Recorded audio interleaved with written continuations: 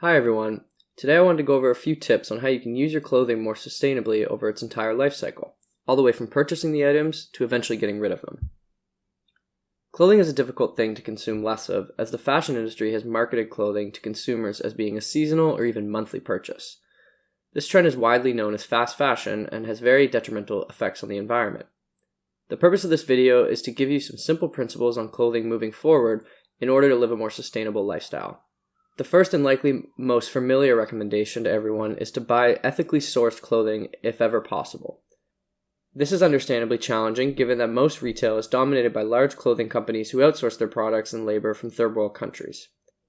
I highly recommend you take a look online to see if there are any brands you like that have ethical production practices set in place. While this isn't always the case, typically local or ethically produced brands are using higher quality fabrics and have a much higher build quality, which ties in perfectly into my next point. Ensure your clothing is of high quality and built to last. This is what fast fashion slips on the most. A lot of these clothes are made with minimal care and use the cheapest fabrics out there, making the product decrease in quality much faster, from stretching, dulling in color, or even tearing at the seams. Generally, you pay for what you get, and although it can be tempting to go with the cheaper option, you should really consider buying clothing of higher quality as a long-term investment. Not only will these clothes look and fit better, making you happier, but will last substantially longer than those of the inferior fast fashion brands. Think of it like this. You could buy 6 t-shirts for $15 a piece, each of which you kind of enjoy, but they're not fantastic, they just happen to fit into your budget. After a while, they're so worn down that you've grown tired of them, so you throw them out in exchange for another 6 t-shirts. This cycle can last for years and end up wasting a ton of material. Alternatively, with a more sustainable approach, you purchase 3 t-shirts made from high-quality fabric and threads for $30 a piece. After a year, these t-shirts are still in great condition, so you decide there's no need to buy any new ones. Maybe it takes a whole 3 years for these t-shirts to wear down enough that it warrants purchasing another set. Now look at how this mindset shift plays out over the next 10 years.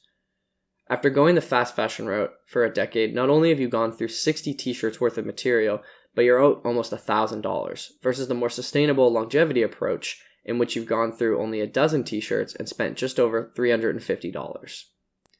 Imagine the impact this simple change has on your wallet and the environment if applied on your entire closet. You could on average save hundreds of dollars a year.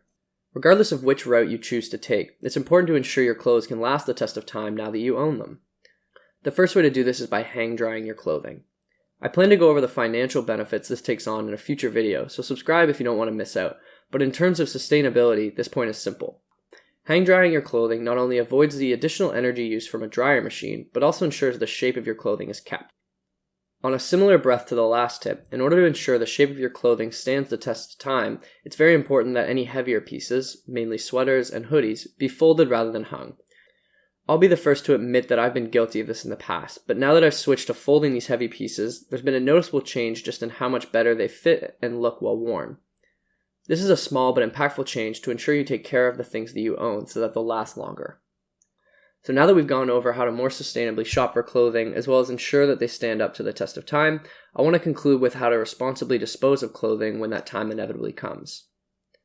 This will vary from person to person, as everyone's situation is different, but the core principle remains the same, which is that we want these products to have as long of a life cycle as possible.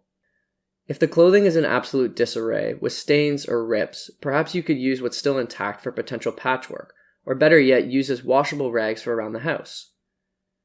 If the clothing doesn't fit you anymore, look into online marketplaces such as Facebook or eBay to see what you could sell the items for. Or if money is less of a concern, look at donating the articles to a local Goodwill or Salvation Army. Finally, if there's a minor malfunction with the piece, such as a missing button or a stuck zipper, before resorting to the prior options, think about if this article means enough for you to invest some time or money into the repair.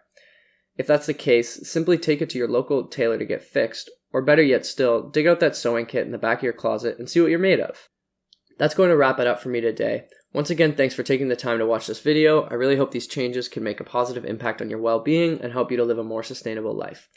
If you enjoyed the video, please give it a thumbs up as it helps support the channel, and if you haven't already, subscribe and hit the notification bell so you won't miss out on any future videos.